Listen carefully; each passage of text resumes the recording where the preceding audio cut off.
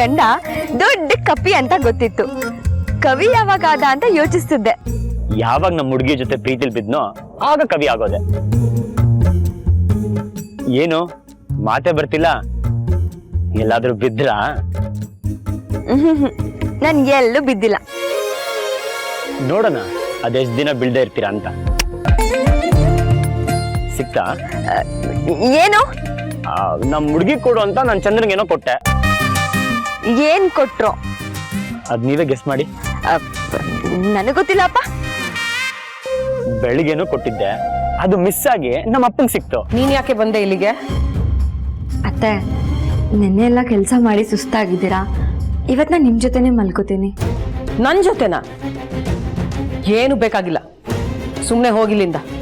ಅತ್ತೆ ಪ್ಲೀಸ್, ಇವತ್ತು ಮಾವ ಬೇರೆ ಮನೇಲಿಲ್ಲ. ನೀವೊಬ್ರು ಇರೋದು ಸರಿ ಇರಲ್ಲ ಅತ್ತೆ.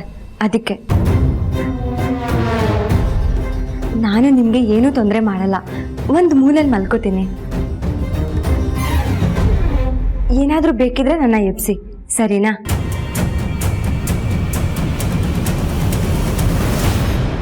ನಿಂತ್ಕೋ ಅಲ್ಲೇ. ನಾನು ರೂಮ್ ಒಳಗೆ ಕಾಲಿಟ್ರೆ ಕಾಲ್ ಮುರಿದು ಬಿಡ್ತೀನಿ. ನೀನ್ ಬಂದ ತಕ್ಷಣ ಬಾರಮ್ಮ ಸೊಸೆ ಅಂತ ಮುದ್ದು ಮಾಡ್ತೀನಿ ಅನ್ಕೊಂಡ್ಯಾ ನೀನು? ನನಗೆ ನಿನ್ ಮುಖ ನೋಡಿದ್ರು ಆಗಲ್ಲ ಅಂತ ಗೊತ್ತು ತಾನೆ. ಮತ್ ಹೇಗೆ ನಿನ್ನಿಂದ ನಾನು ಸಹಾಯ ತಗೊಳ್ತೀನಿ ಅನ್ಕೊಂಡೆ? ನೀವು ನನ್ನ ಹತ್ರ ಸಹಾಯ ತಗೊಳ್ಳಲ್ಲ ಅಂತ ಗೊತ್ತು ಅತ್ತೆ. ನಿಮಗೆ ನಾನಂದ್ರೆ ಆಗಲ್ಲ ಅಂತಾನೂ ಗೊತ್ತು. ಆದರೆ ಇವತ್ತು ಮಾವ ಇಲ್ಲ. ಇತ್ತೀಚೆಗೆ ನೀವು ಯಾಕೋ ಸರಿಯಾಗಿ ನಿದ್ರೆ ಮಾಡದೆ ಆರೋಗ್ಯ ಕೆಡಿಸ್ಕೋತಾ ಇದ್ದೀರಾ ಅಂತ ಮಾವ ನನ್ನ ಹತ್ರ ಹೇಳಿದ್ರು. ಈ ಟೈಮಲ್ಲಿ ನಿಮ್ಮ ಜೊತೆ ಇರೋದು ನನ್ನ ಧರ್ಮ ಅಂತ ಅನ್ನಿಸ್ತು. ಧರ್ಮದ ಬಗ್ಗೆ ನೀನ್ ಮಾತಾಡ್ಬೇಡ, ಕೇಳಕ್ಕೆ ಸ್ವಲ್ಪನೂ ಚೆನ್ನಾಗಿಲ್ಲ. ಯಾಕೆಂದ್ರೆ ಮಗನ ತಾಯಿಯಿಂದ ದೂರ ಮಾಡಿದ್ಯಾ ನೀನು, ಅದು ಧರ್ಮ ಅನಿಸ್ಕೊಳ್ಳುತ್ತಾ? ನಿಮ್ಮ ಮನ್ಸಿಗೆ ಸಮಾಧಾನ ಆಗೋಷ್ಟು ಬೈರಿ ಅತ್ತೆ. ನಾನು ಬಯಸ್ಕೋತೀನಿ. ಆದರೆ ನಾನಂತೂ ಇವತ್ತು ನಿಮ್ಮ ರೂಮಲ್ಲೇ ಮಲ್ಕೊಳ್ಳೋದು. ಸರಿ, ಬಾ ಒಳಗೆ. ಆದ್ರೆ ಒಂದು ಕಂಡೀಷನ್ ಇದೆ. ನೀನೇನಾದ್ರೂ ಒಳಗಡೆ ಬಂದ್ರೆ ನಾನು ಇಡೀ ರಾತ್ರಿ ನಿದ್ದೆ ಮಾಡೋದಿಲ್ಲ. ನಿನಗಿದ್ ಸರಿ ಅನ್ನೋದಾದ್ರೆ ಬಾ ಒಳಗೆ. ಅಯ್ಯೋ ಅತ್ತೆ, ಹಾಗೆ ಯಾಕೆ ಹೇಳ್ತೀರಾ? ನೀವು ಕಣ್ತುಂಬ ನಿದ್ರೆ ಮಾಡಬೇಕು, ಆವಾಗಲೇ ನಿಮ್ಮ ಆರೋಗ್ಯ ಚೆನ್ನಾಗಿರೋದು. ನಿನಗೊಂದು ವಿಷಯ ಗೊತ್ತಾ? ನೀನು ಯಾವ ಗಳಿಗೆಲಿ ನಮ್ಮ ಮನೆ ಒಳಗೆ ಕಾಲಿಟ್ಟ್ಯೋ ಅವಾಗಿಂದ ನಿದ್ದೆ ಏನು ಅನ್ನೋದೇ ಮರ್ತು ಹೋಗಿದೆ ನನಗೆ. ಮಲ್ಗಿದ್ರೆ ನಂಗೆ ನಿದ್ದೆ ಬರಲ್ಲ, ಊಟ ಗಂಟ್ಲಲ್ಲಿ ಇಳಿಯಲ್ಲ, ಮನ್ಸಿಗೆ ಇಷ್ಟೇ ನೆಮ್ಮದಿ ಅನ್ನೋದು ಇಲ್ಲ. ಎಲ್ಲ ನಿನ್ನಿಂದ. ಅತ್ತೆ ಹಾಕ್ ಕರಿಬೇಡ ನನ್ನ, ಕೆಟ್ಟ ಕೋಪ ಬರುತ್ತೆ ನನ್ಗೆ. ನೋಡು, ಸುಮ್ನೆ ನನಗೆ ಹಿಂಸೆ ಕೊಡ್ಬೇಡ, ಹೋಗಿಲ್ಲಿಂದ. ಅಲ್ಲ ಅತ್ತೆ, ಅದು ಹೋಗು ಅಷ್ಟೇ.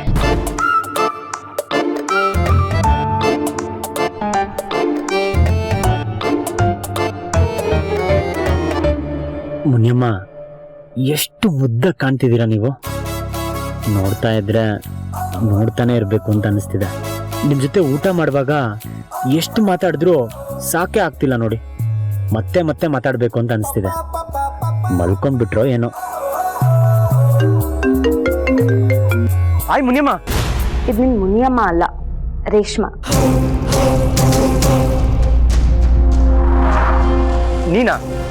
ನೀನ್ಯಾಕೆ ಫೋನ್ ಮಾಡಿದೆ? ನಿನ್ ಜೊತೆ ಮಾತಾಡೋದಕ್ಕೆ. ನೋಡು, ಸುಮ್ಮನೆ ಫೋನ್ ಇಟ್ಬಿಡು. ನಿನ್ ಜೊತೆ ಮಾತಾಡಕ್ ನನ್ನ ಹತ್ರ ಏನೂ ಇಲ್ಲ. Sush, please phone ಇಡ್ಬೇಡ. ನಾನು ಮಾತಾಡೋದನ್ನ ಒಂದು ನಿಮಿಷ ಕೇಳಿಸ್ಕೊ. ನೋಡು, ನೀನೇನೇ ಹೇಳೋಗಿದ್ರು ಬೆಳಿಗ್ಗೆ ಫೋನ್ ಮಾಡು. ಇಷ್ಟೊತ್ತಲ್ಲಿ ನಿನ್ನ ಹತ್ರ ಮಾತಾಡಕ್ಕಾಗಲ್ಲ. ಏನ್ ಹೀಗೆ ಹೇಳ್ತಿದ್ಯಾ ಸುಶ್? ಎಸ್ ಸರಿ, ನಾವ್ ಇಷ್ಟೊತ್ತಲ್ಲಿ ಬೈಕ್ ರೈಡ್ ಹೋಗಿಲ್ಲ, ಸುತ್ತಾಡಿಲ್ಲ. ನಿನಗಿವಾಗ ಮಾತಾಡಕ್ಕಾಗಲ್ವಾ? ಎಷ್ಟೋ ಸರಿ ಮಾತಾಡ್ತಾ ಮಾತಾಡ್ತಾ ಬೆಳಕಾಗೋಗಿದೆ, ಅದೆಲ್ಲ ಮರ್ತೋದ್ಯಾ? ರೇಷ್ಮಾ ಪ್ಲೀಸ್, ನಾನು ಅದನ್ನೆಲ್ಲ ಮರ್ತು ಯಾವುದೋ ಕಾಲ ಆಗಿದೆ. ನೀನು ಮರ್ತೆ ಒಳ್ಳೇದು. ಬಾಯ್. ಸುಶ್ ಪ್ಲೀಸ್. ನಾನು ಮಾತಾಡೋದನ್ನ ಕೇಳಿಸ್ಕೊ. ನಾನು ನಿನ್ನ ಹತ್ರ ಹರಟೆ ಹೊಡೆಯೋಕೆ ಕಾಲ್ ಮಾಡಿಲ್ಲ. ನಿನ್ನ ಹತ್ರ ನಾನೇನೋ ಕೇಳಬೇಕು. ಒಂದು ಕೆಲಸದ ಅವಶ್ಯಕತೆ ಇದೆ. ಎಲ್ಲೇ ಟ್ರೈ ಮಾಡಿದ್ರು ಜಾಬ್ ಸಿಗ್ತಾ ಇಲ್ಲ. ಸೊ ನಿನ್ನ ಕಂಪನಿಲಿ ನನಗೊಂದು ಜಾಬ್ ಕೊಡಿಸ್ಬೋದಾ? ಅದನ್ನ ಕೇಳಕ್ಕೆ ಇಷ್ಟೊತ್ತಲ್ಲಿ ಫೋನ್ ಮಾಡಿದ್ಯಾ? ಆ್ಯಕ್ಚುಲಿ ನಾನು ನಿನ್ನ ಹತ್ರ ಹೆಲ್ಪ್ ಕೇಳಬಾರ್ದು ಅಂತ ಇದ್ದೆ. ಎಲ್ಲಿ ನಾನು ನಿನಗೆ ಕಾಲ್ ಮಾಡಿ ಈ ಥರ ಹೆಲ್ಪ್ ಬೇಕು ಅಂತ ಕೇಳಿದ್ರೆ ನಿನ್ನಿಂದ ನಾನು ಅಡ್ವಾಂಟೇಜ್ ತಗೊಳಕ್ಕೆ ಟ್ರೈ ಮಾಡ್ತಿದ್ದೀನಿ ಅಂತ ಅನ್ಕೊಳ್ತೀಯ ಅನ್ನೋ ಭಯ ನನಗೆ. ನನ್ನ ಉದ್ದೇಶ ಅದಲ್ಲ ಸುಶ್. ನಾನು ನಿಜವಾಗ್ಲೂ ತುಂಬಾ ಕಷ್ಟದಲ್ಲಿದ್ದೀನಿ. ಪ್ಲೀಸ್ ನನಗೆ ಹೆಲ್ಪ್ ಮಾಡು. ನೋಡು, ಏನೇ ಇದ್ರು ಬೆಳಿಗ್ಗೆ ಮಾತಾಡೋಣ. ನೋಡು ನೋಡು, ನಿನಗಿನ್ನೂ ನನ್ನ ಮೇಲೆ ಕೋಪ ಹೋಗಿಲ್ಲ ಅಲ್ವಾ? ಹಳೇದೆಲ್ಲ ಇನ್ನೂ ನಿನ್ನ ಮನಸ್ಸಲ್ಲೇ ಇದೆ. ಅದಕ್ಕೆ ನನ್ನ ಜೊತೆ ಮಾತಾಡೋದಕ್ಕೂ ಇಷ್ಟ ಇಲ್ಲ ನಿನಗೆ. ನಿಜವಾಗ್ಲೂ ಸುಶ್, ನಾನಿವಾಗ ಹಳೆ ರೇಷ್ಮಾ ಅಲ್ಲ, ನಿಜವಾಗ್ಲೂ ಬದಲಾಗಿದ್ದೀನಿ. ನಿನಗೆ ಗೊತ್ತಲ್ವಾ, ನನಗೆ ಈ ಬೆಂಗಳೂರಲ್ಲಿ ಯಾರೂ ಫ್ರೆಂಡ್ಸ್ ಇಲ್ಲ ಅಂತ. ಅದಕ್ಕೆ ನಿನಗೆ ಫೋನ್ ಮಾಡಿದ್ದೀನಿ ಕಣೋ. ಸರಿ, ನನ್ನ ಅಪ್ಪನ ಹತ್ರ ಒಂದ್ಸತಿ ಕೇಳಿ ಹೇಳ್ತೀನಿ. Thank god.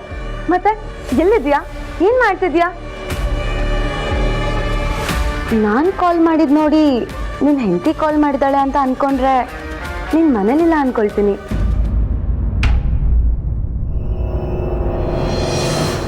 ಛೇ, ಅತ್ತೆ ನನ್ನನ್ನು ಅರ್ಥನೇ ಮಾಡ್ಕೋತಿಲ್ವಲ್ಲ. ಹೊಟ್ಟೆ ಬೇರೆ ಒಂಥರ ಆಗ್ತದೆ. ಅತ್ತೆ ಒಳಗಡೆ ಮಲ್ಕೊಳ್ಳೋದಕ್ಕೆ ಬಿಡ್ಲಿಲ್ಲ. ರಾಜ್ ಬೇರೆ ಅಮ್ಮನ ಜೊತೆನೆ ಮಲ್ಕೊಳ್ಳಿ ಅಂತ ಹೇಳಿದ್ದಾರೆ. ಕೊನೆ ಪಕ್ಷ ಇಲ್ಲಾದ್ರೂ ಮಲಗ್ತೀನಿ.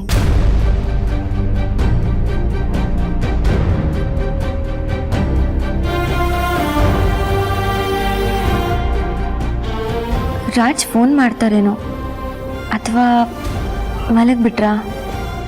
ಆಗ್ಲೇ ಗುಡ್ ನೈಟ್ ಅಂದ್ರು, ಮಲಗಿರ್ಬೋದಾ?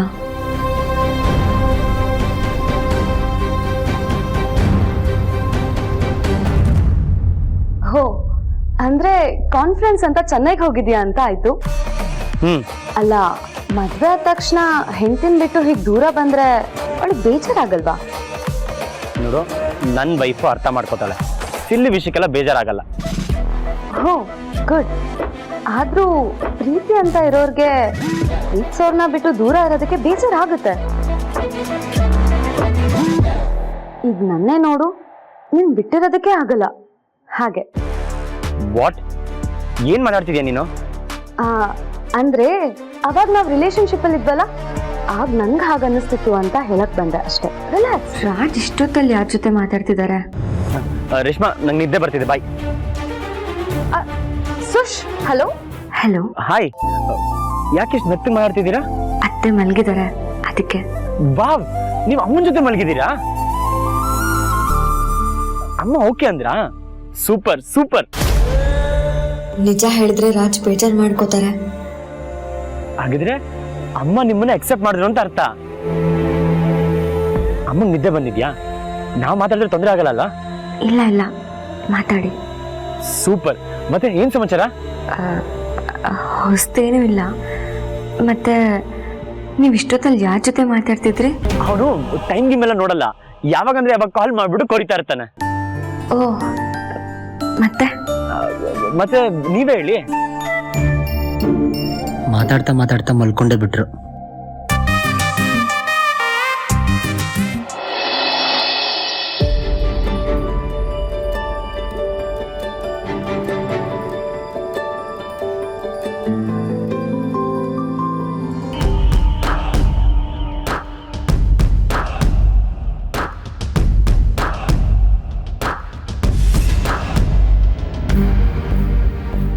ಅತ್ತೆ, ಬುದ್ಧಿ ಇದೆಯಾನೆ ನಿಂಗೆ?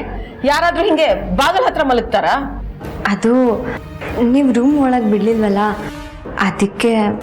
ಓಹೋ, ಇಷ್ಟು ದೊಡ್ಡ ಮನೆಯಲ್ಲಿ ನಿಂಗೆ ರೂಮೇ ಇಲ್ಲ ಅನ್ನೋ ತರ ಮಾತಾಡೋದು ನೋಡು. ತಗೋ.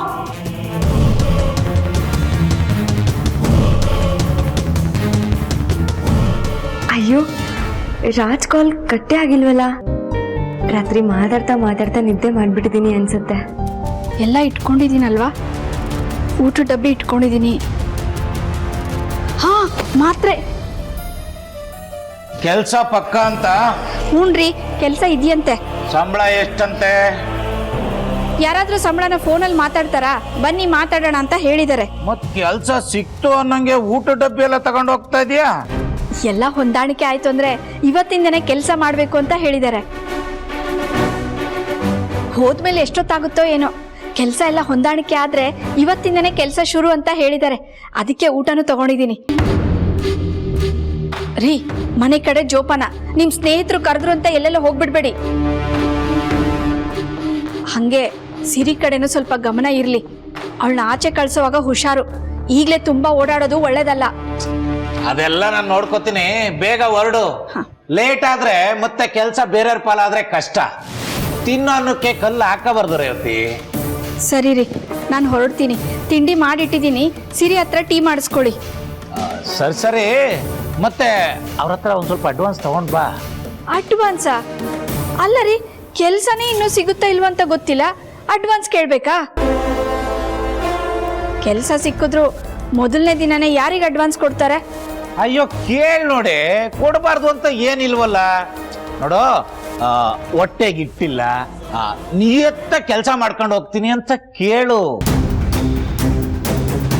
ಕೇಳೋ ರೀತಿಲಿ ಕೇಳಿದ್ರೆ ಕೊಡ್ತಾರೆ ಕಣೆ.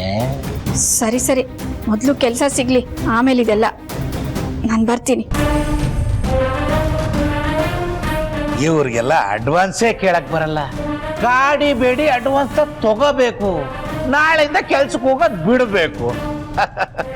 ಇವ್ರಿಗೆಲ್ಲ ವಿದ್ಯೆ ಇಲ್ಲ. ಅದೆಲ್ಲ ನನಗ್ ಮಾತ್ರನೇ ಸ್ವಂತ.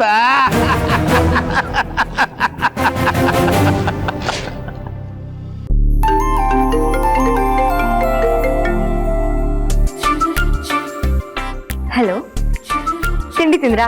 ಇನ್ನೂ ಇಲ್ಲ. ನೀವು? ಇನ್ನೂ ಇಲ್ಲ. ನಾನೆಲ್ಲೋ ಆಚೆ ಹೋಗ್ಬೇಕು, ಅದಕ್ಕೆ ರೆಡಿ ಆಗ್ತಿದ್ದೀನಿ. ಹೌದಾ? ಯಾವ ಕಡೆ? ಅದನ್ನೆಲ್ಲ ಆಮೇಲೆ ಹೇಳ್ತೀನಿ. ಇವಾಗ ಲೇಟ್ ಆಯ್ತು, ನಾನು ಆಮೇಲೆ ಕಾಲ್ ಮಾಡ್ತೀನಿ. ರೀ ಮುನಿಯಮ್ಮ, ಇರ್ರಿ. ಏನು? ಅದು ಒಂದೊಂದು ಸೆಲ್ಫಿ ಕಳಿಸ್ತೀರಾ? ಅದೆಲ್ಲ ಆಗಲ್ಲ. ರೀ ಪ್ಲೀಸ್ ಕಣ್ರಿ, ನಿಮ್ಮ ಕ್ಯೂಟ್ ಫೇಸ್ನ ನೋಡಿಕೊಂಡು ಕಾನ್ಫರೆನ್ಸ್ ಅಟೆಂಡ್ ಮಾಡ್ತೀನಿ. ಆಗ ಇಡೀ ದಿನ ಖುಷಿಯಾಗಿರ್ಬೋದು. ಇದೆಲ್ಲ ನಾಟಕ ಬೇಡ, ಮೊದಲು ಇಡೀ ಫೋನ್. ವೆಯ್ಟ್. ಏನ್ ರಾಜ್? ಕೆಳಗಡೆ ಇಳಿದು ಬನ್ನಿ, ನಿಮ್ಗೊಂದು ಸರ್ಪ್ರೈಸ್ ಕಾಯ್ತಿದೆ. ನಿಮ್ ಹುಡುಗಾಟನೇ ಮುಗಿಯಲ್ವಲ್ಲ. ನಿನ್ನೆ ರಾತ್ರಿನೂ ಹೊರಗಡೆ ಬಾ ಅಂತ ಕರೆದ್ರಿ, ಈಗ್ಲೂ ಹೊರಗೆ ಬನ್ನಿ ಅಂತ ಹೇಳ್ತಿದ್ದೀರಾ. ನೀವೇನ್ ಬಂದಿರಲ್ಲ ಅಂತ ನನಗೆ ಗೊತ್ತು. ನಾನ್ ಬಂದಿಲ್ಲ, ಬೇರೆ ಏನೋ ಬಂದಿದೆ. ಹೋಗಿ ನೋಡಿ. ಬೇರೆ ಬೇರೆ ಏನ್ ಬಂದಿದೆ? ನಿಮ್ಗೋಸ್ಕರ ನಾನೇನೋ ಕಳಿಸಿದ್ದೀನಿ. ಹೋಗಿ ನೋಡಿ, ಗೊತ್ತಾಗುತ್ತೆ. ನಿಜನಾ? ನಿಜ. ಯಾಕೆ ರಾಜ್ ಇದನ್ನೆಲ್ಲ ಮಾಡ್ತಿದ್ದೀರಾ? ಯಾಕಂದ್ರೆ ನೀವು ಖುಷಿಯಾಗಿರ್ಬೇಕು, ಅದಕ್ಕೆ. ತಗೊಳ್ಳಿ. Thank you. ನೋಡಮ್ಮು, ಸುಶಾಂತ್ ನನಗೋಸ್ಕರ ಕಳ್ಸಿರೋ ಬುಕೆ ಎಷ್ಟು ಚೆನ್ನಾಗಿದೆ ಅಲ್ವಾ? ನನಗೆ ಗೊತ್ತಿತ್ತು ನನ್ನ ಮಗನಿಗೆ ನನ್ನಿಂದ ತುಂಬಾ ದಿನ ದೂರ ಇರಕ್ ಆಗಲ್ಲ ಅಂತ. ಈ ಅಮ್ಮ ಅಂದ್ರೆ ಅವನಿಗೆ ಪ್ರಾಣ.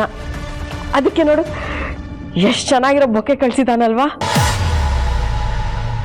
ಎಷ್ಟು ದೊಡ್ಡ ಬೊಕ್ಕೆ ಕಳ್ಸಿದಾನ ನೋಡು.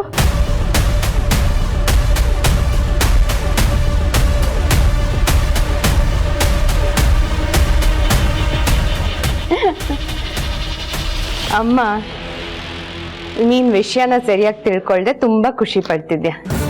ಏನ್ ವಿಷಯ? ಒಂದ್ಸತಿ ಬೊಕ್ಕೆನ ಸರಿಯಾಗಿ ನೋಡು.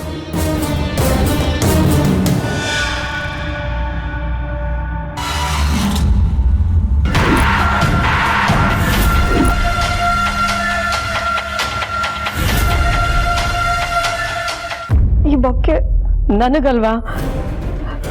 ಆರಾಧ್ನಂಗ. ಯಾಕೆ ಅವ್ನು ಹೀಗೆ ಮಾಡ್ತಿದ್ದಾನೆ? ಅಲ್ಲಮ್ಮ, ಸುಶಾಂತ್ ಯಾವತ್ತಾದ್ರೂ ನಿಂಗೆ ಈ ಥರ ಬೊಕ್ಕೆ ಕಳ್ಸಿದ್ದಾನ? ಈಗ ನೋಡು, ಹೆಂಡತಿ ಬಂದ ತಕ್ಷಣ ಹೇಗೆ ಮಾಡ್ತಿದ್ದಾನೆ. ಎಲ್ಲ ಇಷ್ಟೇ. ನಿಮ್ಮ ಸರ್ಪ್ರೈಸ್ ಏನಂತ ಗೊತ್ತಾಯ್ತಾ? ಬೊಕ್ಕೆ ಸಿಕ್ತಾ? ಸಿಕ್ತು ರಾಜ್, ಇರಿ, ನಾನು ಆಮೇಲೆ ಕಾಲ್ ಮಾಡ್ತೀನಿ. ಆ ಬೊಕ್ಕೆ ಕೊಡು.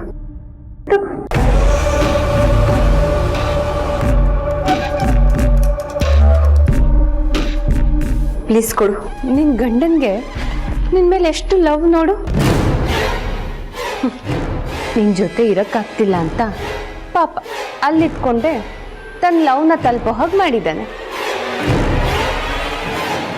ಇಷ್ಟು ಕ್ಯೂಟ್ ಆಗಿದೆ ಅಲ್ಲ ಈ ಬೊಕ್ಕೆ. ಆದ್ರೆ ಈ ಬೊಕ್ಕೆಯಲ್ಲಿರೋ ಪ್ರೀತಿ ಆಯ್ಸು ಜಾಸ್ತಿ ಇಲ್ಲ ಆರಾಧನ.